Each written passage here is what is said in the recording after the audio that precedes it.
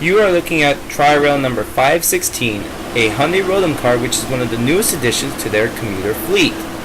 Tri-Rail is South Florida's commuter rail system, which takes passengers 71 miles on the Miami Sub between Miami and Mangonia Park. Today, I am taking you to Cypress Creek to meet the South Florida Railfan Mafia. Here we are meeting P634 at 46th Street, and we're about to take a look at Hialeah Yard to see the power. At Hialeah, we find two sets of rock train power and Q452's power, which includes an SD50. And in Fort Lauderdale, we find 0717 switching.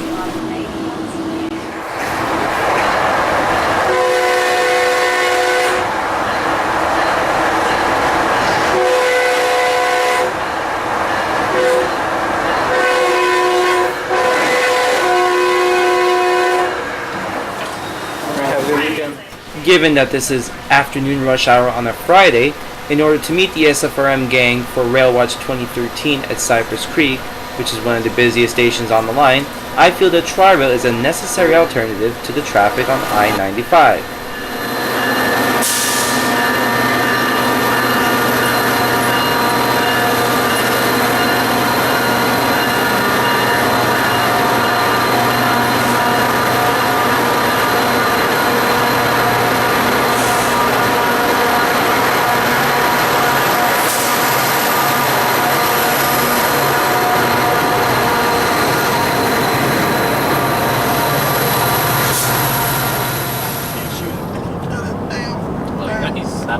Foam over a Tri-Rail engine, but are going to pass up on CP. You know what? The South Florida Railfan Mafia is headed by Paul Mathis, who takes us on trips like these which span the state and eventually may span the country. The SFRM had a different agenda for Railwatch. Instead of staying at Folkston for the evening, we would do only a short pit stop at Folkston and then arrive at Waycross to spend both nights at the Holiday Inn. This stay has proved a blatant success. We arrive at Jacksonville at 11 p.m. and Folkston at midnight.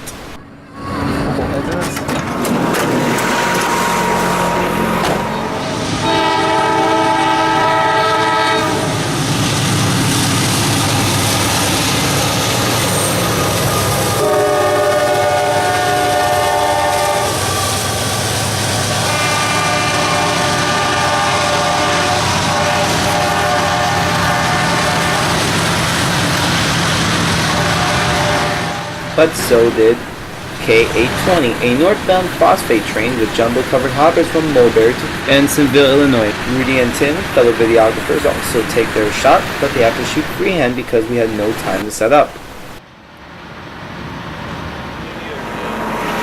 After hanging around for a little bit here at Folkston, we headed on towards Waycross.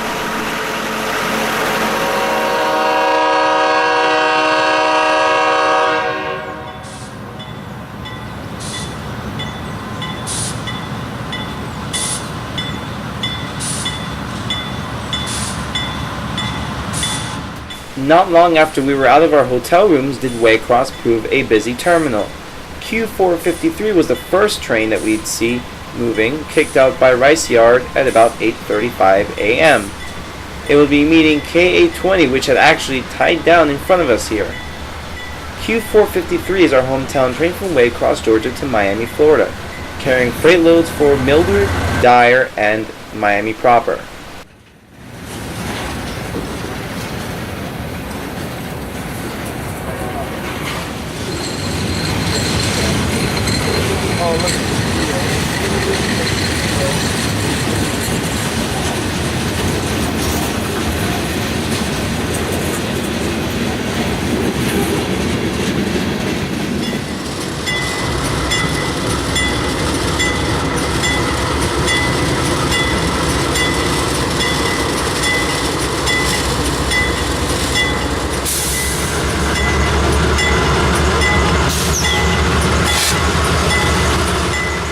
By this time, K820 had gained a fresh crew and would be moving on towards Chicago.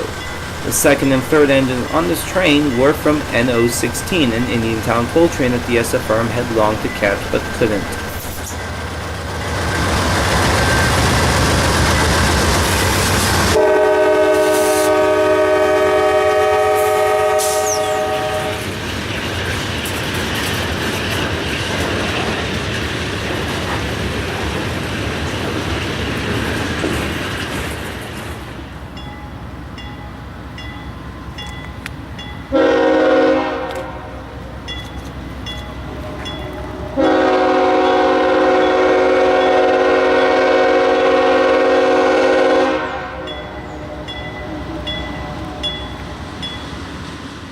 This Dash 8 and the surprise Norfolk Southern Dash 9 are bringing up train S457, a Waycross and Jacksonville sectional mixed freight.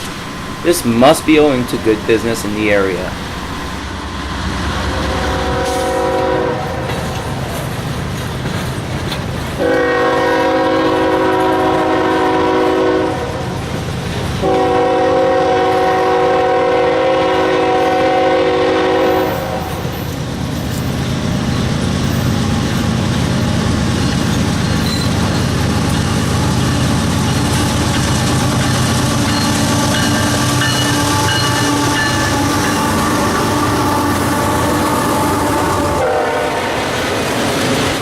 And overtaking S457 is Q133, an intermodal hotshot from North Baltimore to Jacksonville, with pickups at Louisville, Kentucky. This train is one of the newer additions to CSX's intermodal roster.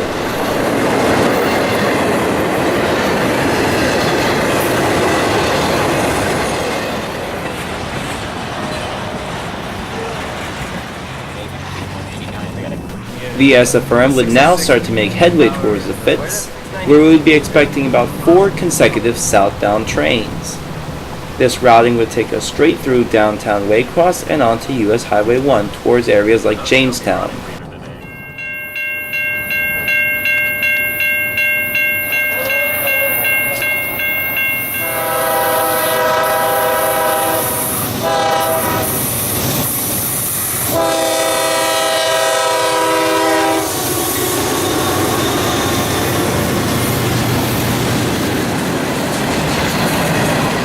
Q551 is a mixed freight train that runs on the Fitz between Atlanta, Georgia and Waycross, Georgia.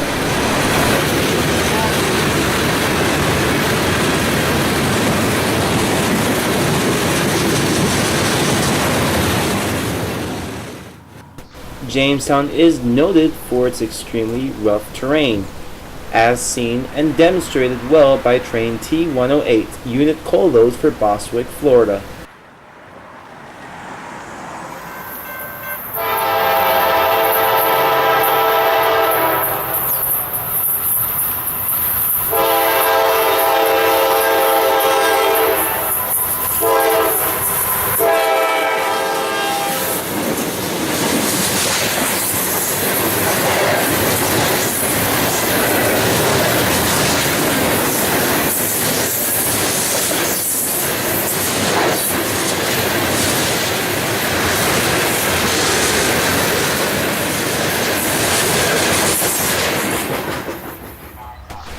Distance signal to Bowling is a fairly tight spot photographically, but it did work out for a train such as Q606, which took an unusual reroute down towards Manchester and back down the Fitz.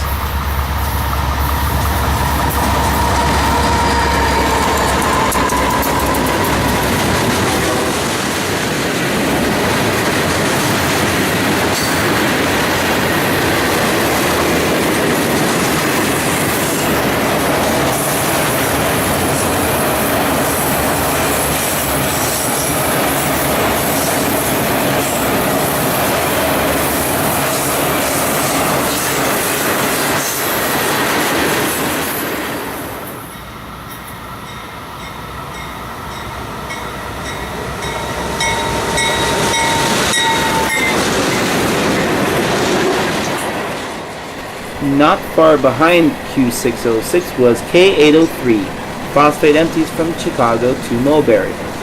This train would be holding out, as well as Q606 for trains like Q102, which we will see in part 2.